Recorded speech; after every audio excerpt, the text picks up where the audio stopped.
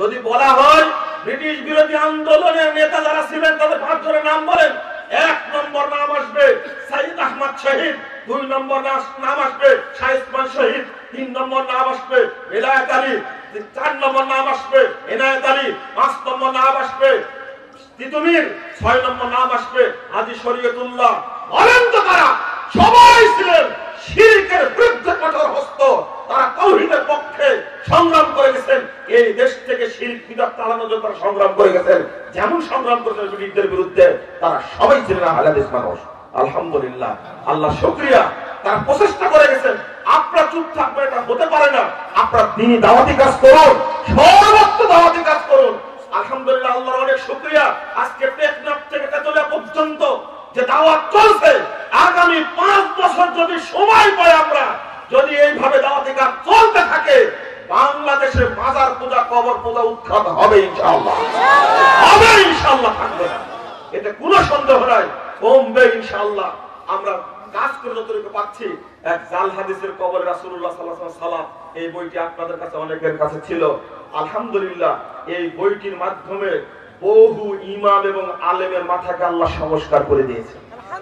আমি কোন এলাকায় যাইনি, বইপত্র যাওয়ার কারণে মসজিদ তৈরি হয়ে গেছে, সেখানকার কিছু মানুষ একত্রিত হয়ে মসজিদ তৈরি করেছে, সেখানে দাওয়াতি কার্যক্রম চালাচ্ছে। আপনি ভাবতে পারবেন না কোথায় সিলেট মাজারের আঁকড়া 360 আউলিয়ার মাজার বলে পরিচিত জায়গা, সেই জায়গার বুকে দুইটা শহরের বুকে বড় মসজিদ প্রতিষ্ঠা হয়েছে। 2001 সালে গেছে, কোনো জায়গা পাইনি কথা বলার, বক্তব্য দেওয়ার কোনো জায়গা পাইনি। চিটাগাং শহরের মধ্যে বড় মসজিদ তৈরি হয়েছে 2টা, আলহামদুলিল্লাহ।